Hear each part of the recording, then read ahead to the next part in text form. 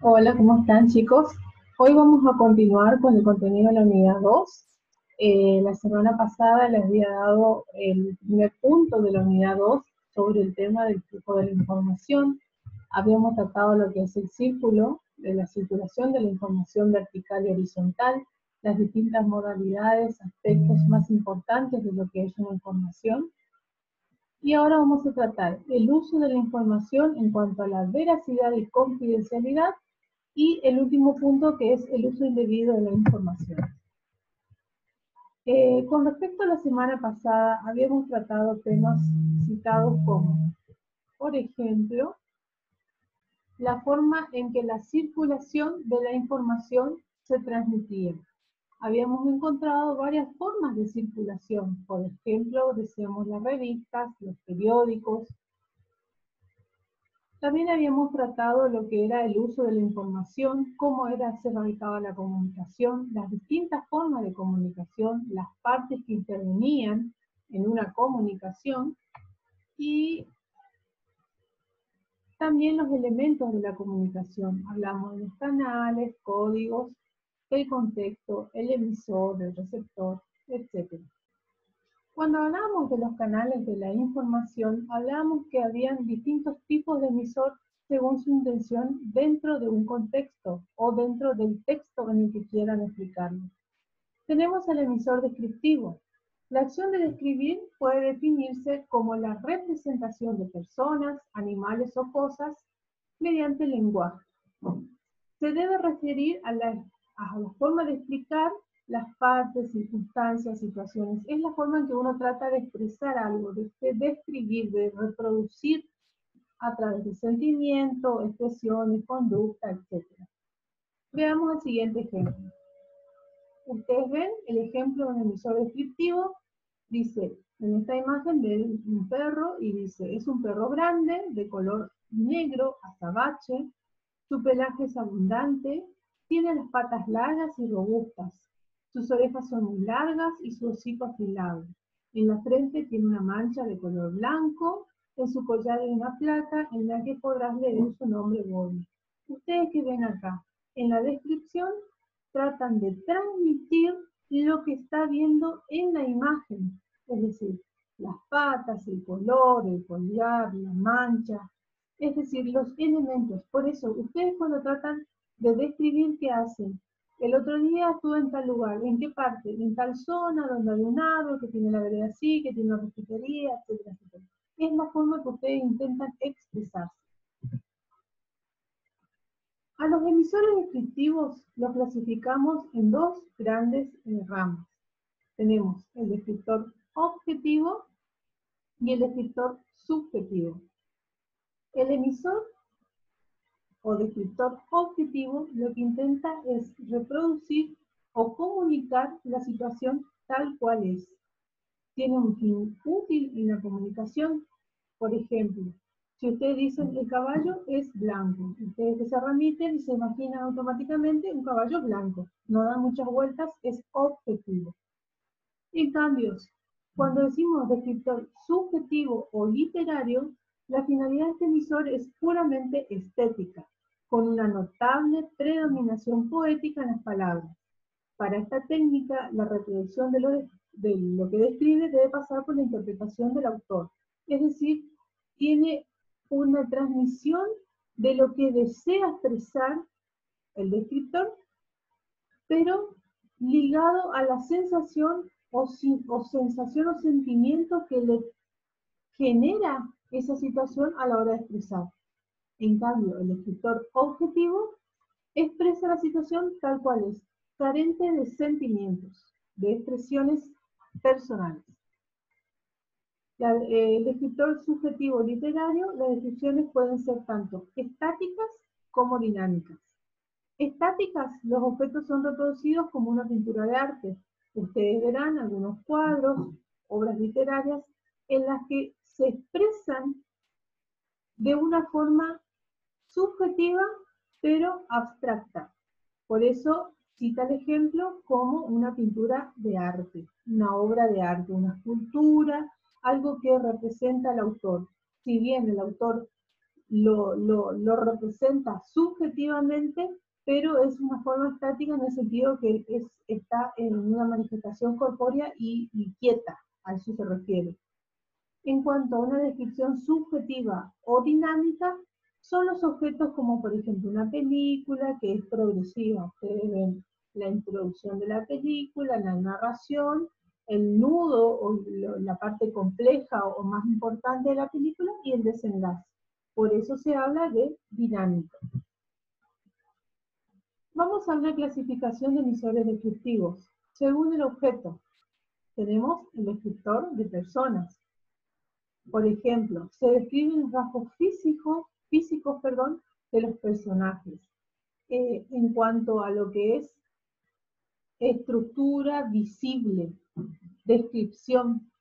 Y acá tenemos un ejemplo. Descripción de personas, el retrato. Tenemos rasgos físicos que son los generales, en cuanto al sexo, la edad, la estatura, la complexión. En este caso dice, es un chico joven, fuerte, de mediana estatura. Después otra cosa dice, ¿cómo es? Habla el pelo, la piel, la cara, los ojos, la boca. Es decir, es pelirrojo, tiene la piel clara, los ojos azules como el mar, la nariz chata y los labios finos. ¿Cómo va vestido? Su forma de vestir es informal, cómodo, deportivo y moderno. ¿Cómo es su carácter? Son los rasgos psíquicos, es decir, la persona en sí. Es un chico risueño, inteligente, algo nervioso, inquieto o muy creativo. ¿Qué le gusta hacer? Le gusta el deporte, la lectura, colabora en tareas de biblioteca escolar. Esa es la descripción de personas, descriptor de personas. A ustedes le dicen, el otro día hablé con fulano y me preguntó por vos. Ustedes se imaginan, dice, ¿quién es persona tal, fulana tal? Entonces ustedes se imaginan, ¿y cómo es? Y la otra persona, para describir por ese sujeto que preguntó por usted, dice, bueno, es una persona alta, tiene cabello oscuro, es trigueña, ojos claros. Entonces, uno lo que hace es tratar de materializar la imagen de esa persona que ustedes no conocen.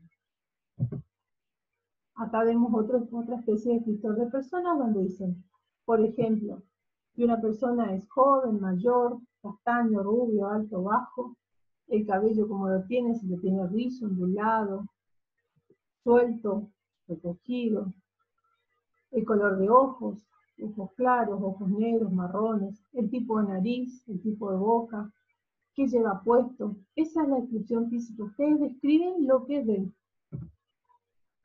Ahora, el descriptor de un periodo temporal también se puede decir como una cronografía, es decir, la transcripción de un evento por un tiempo determinado. Algo más cercano a la realidad que ustedes pueden asemejarse es las estaciones del año. Ustedes ven una imagen como esta que representa en el gráfico y dicen, ¿qué es la primavera? Se imaginan el calor, la playa, la arena, trasnochar, situaciones en que están de vacaciones, la mayoría. En cambio el verano es más, el verano era anterior. En cambio, el verano es lo que representa de la primavera las flores. Bueno, tenemos el otoño, que son empiezan a caer las hojas, que estamos ahora, empieza a refrescar, oscurece más temprano, amanece más tarde. Y el invierno, obviamente, que todos nos congelamos y quedamos encerrados. Pero ¿qué pasa? Ustedes ven esta imagen y en cuatro distintas imágenes con un dibujo simple, ustedes representan tranquilamente el tiempo, los distintos estados del tiempo. Entonces, por eso es una cronografía, es cómo se va cambiando las etapas. Ahora, cuando hablamos de descripción de sensaciones, ¿a qué se refiere? Cuando se habla en textos literarios, se describe la emoción de una persona, de la situación, cómo se halla sentimentalmente, cómo se encuentra emocionalmente. Si está triste, si es un hombre o una mujer, si está deprimido, si está alegre, si está contento, muy contento, feliz. La situación es la expresión, es la sensación. Ahora, cuando decimos descripción de lugares, se define como una topografía y es la descripción fiel de las características físicas de un sitio, ambiente o entorno. Ustedes verán acá, en una imagen tenemos la arena fina, días soleados, agua limpia, más tranquilo, tiempos cálidos. En la otra imagen ven unos edificios, dice casas modernas, jorobas altas, calle ancha, estatua enorme, arbustos pequeños. Luego tenemos unas montañas, dice montañas altas, tiempo frío. ¿Qué hacen? Tratar de describir el lugar, cómo lo representan a través de la realidad visual, qué es lo que ustedes ven y cómo transmiten esa imagen. Ahora, ¿qué es el emisor narrativo? Se encarga de contar historias, hechos, anécdotas, situaciones que suceden a lo largo del tiempo. Este emisor acumula acciones para luego divulgarlas, pudiendo no seguir un orden en los hechos. Verán en la imagen acá que les puse, dice, una señora cuenta un cuento y dice, había una vez una moto de polvo tan sola, que se aburría en casa de la señora rica y voló. Voló hasta la casa de una señora pobre y fue feliz allí, porque se reunió con cientos de compañeritos. Fuera de la moraleja que tiene este breve cuento, ¿qué hace la persona? Intenta narrar sobre una mota de polvo que vivía en un lugar muy limpio y se mudó a una casa sucia, en pocas palabras. Pero la forma en que lo narra el autor los hace imaginar a una situación más infantil, narrada como un cuento, ¿verdad? A eso se refiere el emisor, lo único que trata es embellecer las palabras de la situación que acontece. Tenemos el emisor descriptivo. Este tipo de emisor expone o comunica una idea de información sobre un tema en particular. Ha sido organizada metódicamente y se manifiesta mediante textos, manuales, guías, entre otros. ¿Qué hacen? Por ejemplo, en este caso, yo estoy exponiendo frente a ustedes, pero a través de una grabación. Pero simulemos que ustedes están en el aula. Soy yo la que está expresando y ustedes están todos sentados frente a mí. Yo lo que estoy haciendo es una exposición de un tema en particular, de una clase, de un debate, de todo, ¿no? A eso se refiere el emisor expositivo. Merecida explica, da su punto de vista, enseña. Después tenemos el emisor argumentativo, de argumento, es decir, cuál es la base, cuál es su fundamento. El emisor argumentativo tiene como principal objetivo aportar razones o teorías que puedan convencer al resto sobre determinados temas. Generalmente se caracteriza porque son tratados temas muy diferentes, creándose un debate de ideas para el emisor. Ustedes verán en esta imagen hay 4 personas. Estas 4 personas tienen un árbol en sus manos encofrado dentro de lo que sería un foco. El foco lo que se asemeja es la idea. Entonces, ¿qué quiere decir? Que cada una de estas 4 personas tiene su idea sobre la percepción de una planta que está internada, ¿no? Entonces, lo que quiere decir es que cada uno tiene su visión y su argumento sobre por qué la planta está dentro o por qué la planta tiene ese formato. Entonces, ¿qué pasa? Cada uno tiene su fundamento, su argumento, su idea, su constancia, y trata de convencer al otro. Como verán, los 4 se están mirando cada uno de ellos y comparten su exposición, su idea. El uso de la información, veracidad y confidencialidad. Este es el punto 2 de la unidad 2. ¿Qué es la veracidad? Es muy importante la transmisión de la información, es decir, que quien transmite la información, el emisor, lo tiene que transmitir sin alteraciones, ateniéndose solamente a la verdad, es decir, no ocultando la verdad, decir las cosas tal cual son. Dada su importancia, es necesario ser cuidadosos a la hora de transmitir la misma, ya que el receptor puede utilizarla en forma equívoca y tomar decisiones importantes con razones o con respuestas que no son acordes a la realidad. Hay muchas formas de faltar a la veracidad, por falta de comprobación o de control, por parcializarla o por tergiversarla. El uso de la información, por ello es necesario ser cautos a la hora de expresar la información. De allí se desprende el concepto de ser prudentes. ¿Qué es ser prudente? La prudencia es ser precavido, ser conservado, no ser espontáneo ante determinadas situaciones. Es un aspecto importante en la transmisión de la información, que es la prudencia. Esto implica que la persona que sea prudente es porque actúa con cautela y precaución a la hora de transmitir una información, esperando el momento más adecuado para que sea el receptor el que lo reciba. La prudencia es la habilidad de algunas personas que encuentran el momento más conveniente.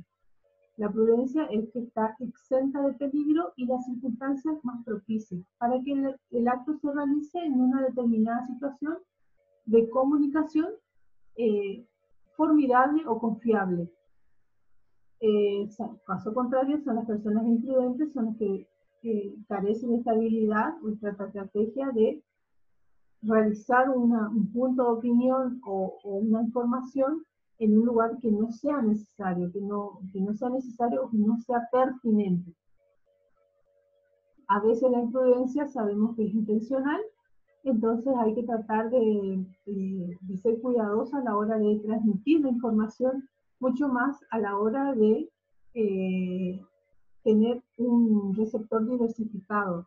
No es lo mismo que yo en una clase empiece a hablar sobre un tema en particular y ya de bocanada empieza a hablar sobre otros temas que todavía no han procesado, porque obviamente ustedes ven que a lo largo del cursado lo que estamos hablando es de qué es la confiabilidad, la información, quién es el emisor, las distintas posturas sobre esa información, la forma en que se organiza la comunicación. Entonces, si uno tiene un uso prudente de la información, trata de transmitir información confiable, pero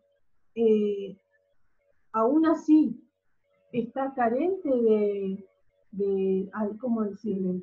No es carente, sino conseguir que esa transmisión de información sea lo más oportuna para que ustedes puedan percibir a primera mano la información y no se confundan. No es lo mismo que yo venga con un análisis matemático y estamos hablando de un tema totalmente distinto que es sobre el uso de la información.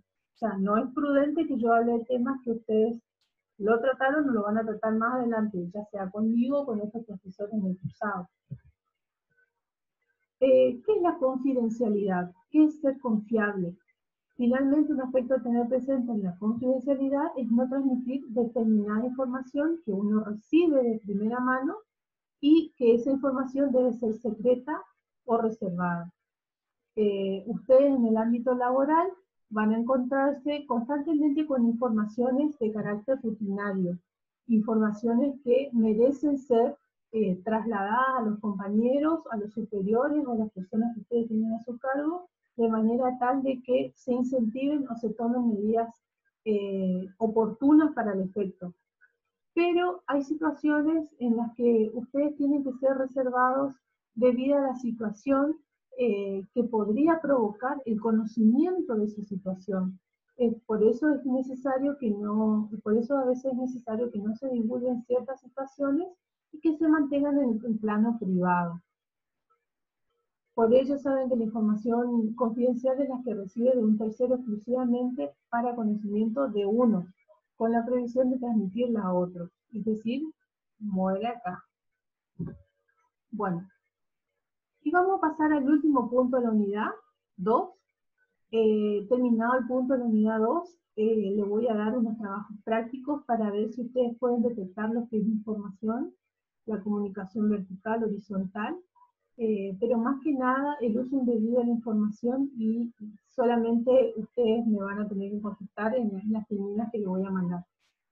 Bueno, ¿qué trata el tema de la ética en el uso de la información? ¿Qué es el uso indebido de la información? ¿Qué es ser ético para ustedes? Es ser correcto, es un obrar humano, son las acciones conforme a lo que es la moral, en una causa preferir a otra, es decir, es el deber ser, es una forma aceptable de comportamiento, tanto en el plano individual como en el plano social. Ustedes tienen un comportamiento dentro de su familia y tienen otro comportamiento dentro del ámbito laboral. Pero también hay un comportamiento generalmente aceptado por la sociedad como más humano, por así decirlo. Ustedes verán acá en el gráfico tienen dos imágenes. Por un lado tiene un consultorio, donde hay personas que están esperando para ser atendidas, y si ustedes ven, las personas mayores son las que están sentadas. Las personas de mediana edad son las que están paradas junto con el niño. Eso sería un comportamiento aceptable.